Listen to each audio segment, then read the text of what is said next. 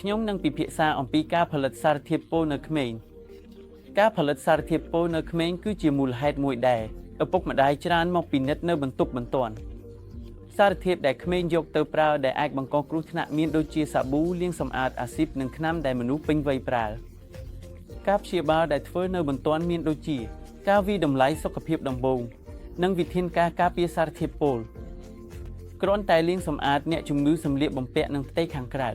និងការលាងសម្អាតក្រពះដោយប្រើបំពង់ Royals ប្រសិនបើពួកគេមកដល់ក្នុង1ម៉ោងហើយបន្ទាប់មកគាំទ្រការព្យាបាលដែលរួមមានការគាំទ្រសម្ពាធឈាមនិងកម្រិតអុកស៊ីសែនហើយពេលខ្លះប្រសិនបើមានថ្នាំបញ្ចុះសារធាតុពុលយើងអាចផ្ដល់ថ្នាំបញ្ចុះសារធាតុពុល